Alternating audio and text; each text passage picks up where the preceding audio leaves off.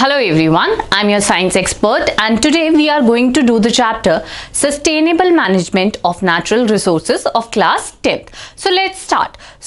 Let's see what is the name of the chapter, that is Sustainable Management of Natural Resources. Now what we'll be doing, we'll be breaking the words of the chapter. So what do you mean by a resource? A resource, as we have already studied in sources of energy, that resource is a thing from which we are getting, or we can say it is a substance from which we are getting some useful thing, or it is used to fulfill our requirement. So that is a resource, that if you are getting something out of it, so it acts as a resource to fulfill your requirement. Now there is the name natural in front of resource, so that means that the resources which are naturally occurring in our environment or on our planet Earth that fulfills our requirement or are beneficial for things that we do in our day-to-day life. So they are termed as natural resources. So natural resources are the things that are occurring naturally or they are present in nature that fulfills our requirement or we need them to do our day-to-day task or to complete our life. So that is natural resources. Now in this particular topic we are going to study that what is the sustainable management, because as you know that natural resources are limited. We have already studied that natural resources, they are limited in sources of energy and we need to protect them because man is not using them judicially, so they can be extinct or they can completely drain off and they are not replenishable.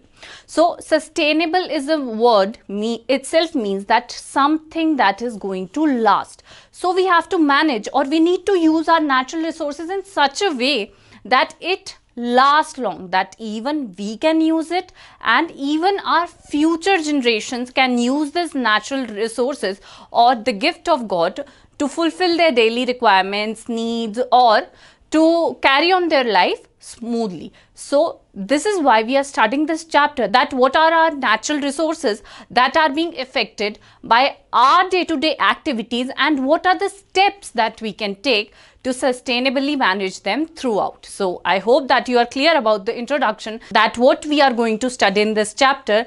And now let's start and see what are the topics that we are going to cover in this chapter. Now let's see what are the topics that we are going to cover in this chapter. So our first topic, that is natural resources. So in this we'll be studying that what are the natural resources that are present on planet and how are they beneficial to us and how can they affect our day-to-day life. So now the next topic that we are going to cover is the pollution of river Ganga.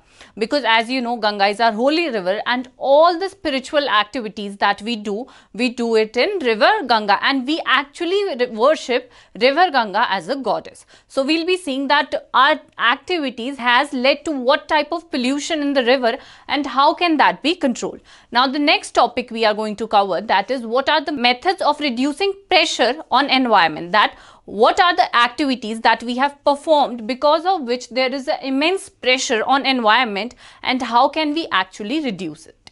Alright, now the next topic that we are going to cover, that is forest and wildlife, sustainable management. Next, wildlife and its management, water for all, dams, water harvesting, watershed management and coal and petroleum. So as you know that it is a theoretical chapter and most of seen that it is very boring, but we'll be doing it step by step by breaking each and everything in points, and this will make you learn each and everything very nicely, properly, and you need not cram each and everything. So let's start with our first topic, that is natural resources. So now the question arises that you all must be thinking that what is actually included in natural resources.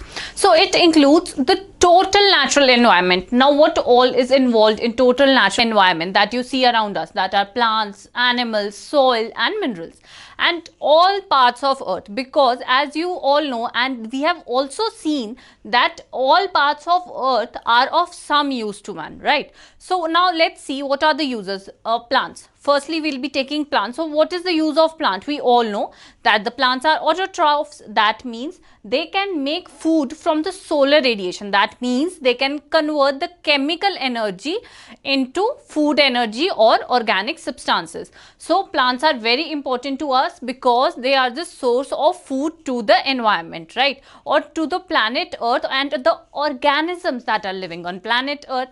Now the animals, we get many day-to-day routine use, many day-to-day substances from animals, like we are getting milk from cows, some people eat meat, and we also worship our animals. So they are a very important part of our resources. Now soil, as you all know, if there was no soil, the plants wouldn't have been growing, and if the plants wouldn't have been growing, then you know that what will happen, we won't be getting any food, because these are the autotrophs or the first organisms, or we also consider them to be producers, right? Now let's see, minerals that we get from earth are very important for the growth of an organism. So even minerals are of very importance, and the one most important thing that we have forgot, that is our water.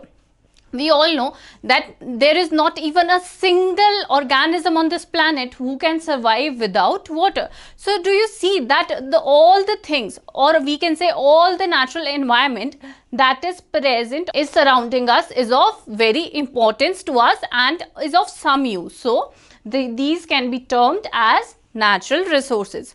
Now what happens that due to our day-to-day activities or increasing population or technological development, what is happening that due to technological development there is urbanization, and because of urbanization what is happening that our natural resources are getting polluted. That means the pollution is occurring. So if the pollution is occurring in water, so it will be termed as water pollution.